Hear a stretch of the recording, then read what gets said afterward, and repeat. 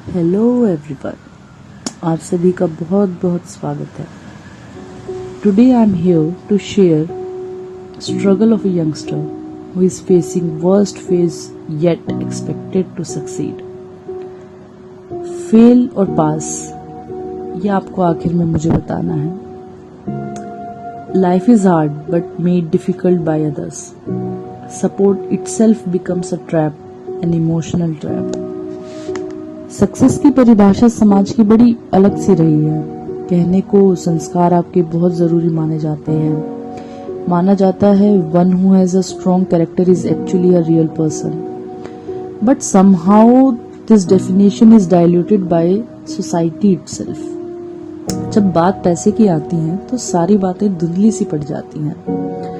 बचपन से ही we are taught how important moral values are, but उसी के साथ साथ we are indirectly taught competition, jealousy, anger, greed, and the sole cause of all this is comparison, जो हमारे साथ बचपन से किया जाता है। बेटा कौन सी पोजीशन आई, इतने कम मार्क्स क्यों, तुम्हारी ट्यूशन अभी से लगानी पड़ेगी। इतनी सारी बातों में उलझाकर एक मासूम सी जान को बचपन से ही कहीं ना कहीं बुरी आदतें सिखाई जाती हैं कि कैसे वो दूसरे की सफलता को देखकर जलन महसूस करे, कैसे वो अपनी किसी भी अचीवमेंट को अचीवमेंट ना समझ ले। क्यों एक बच्चा जिसकी रैंक पीछे आई है उसे सक्सेसफुल नहीं माना जाता। क्यों उसे बचपन में ये सिखाया जाता है कि सक्सेसफुल तुम तभी हो जब तुम फर्स्ट आओगे या तुम सबको पीछे छोड़ दोगे। क्यों एक ऐसी रेस का भाग उसे बनाया जाता है जिसका हिस्सा शायद वो बनना भी नहीं चाहता। वहीं से शुरुआत हो जाती है स्ट्रेस और एंजाइटी की।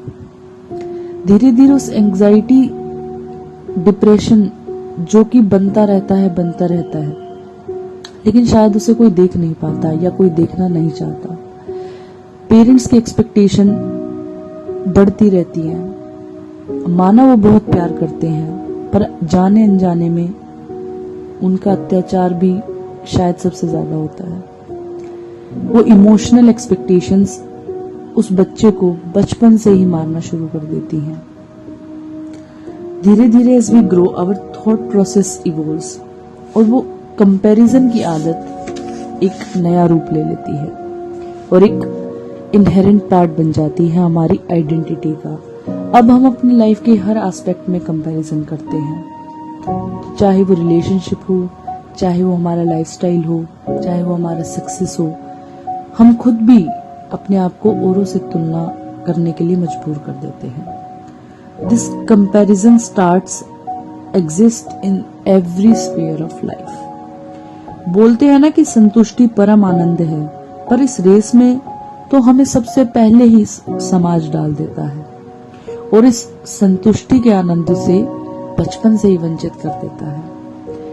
आखिर जो इंसान इन मटेरियलिस्टिक गेम्स में ही इतना इन्वॉल्व हो गया है, वो कैसे अपनी स्पिरिचुअल जर्नी को समझ पाएगा।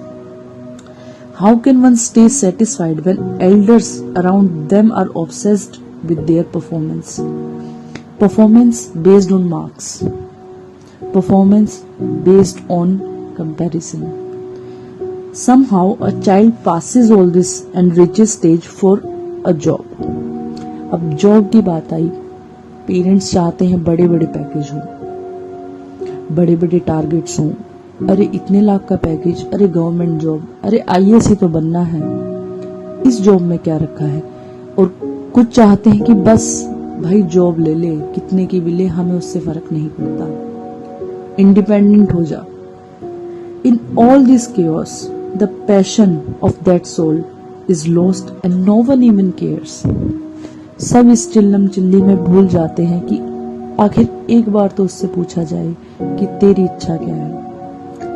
How materialism becomes so important that it does not matter at all कि किसी इंसान का पैशन हर रोज एक साइलेंट डेथ की तरफ जा रहा है। बट कहते हैं ना कि आखिरकार भगवान सारे दरवाजे खोल देता है। उस इंसान के लिए fate had some other plans. Failure ने एक ऐसा हाथ पकड़ लिया उसका कि छोड़ने का नाम ही नहीं लिया। वो जहां हाथ डाले उसे फेलियर मिलना शुरू हो गया। बचपन से होनहार था, सबको उम्मीद थी कि ये तो सब कर ही लेगा, पर एक फेलियर, 2 फेलियर, 3 फेलियर, 4 फेलियर, ऐसे लगातार लड़ी सी लगती चली गई। अब सबने धीरे धीरे अपने हाथ पीछे करने शुरू कर दिए कि ये एग्जाम नहीं हो रहा है तो दूसरा दो, इस जॉब के लिए ट्राई करो, जरूरी नहीं है इतने बड़े सपने देखो, तरह तरह की बातें शुरू।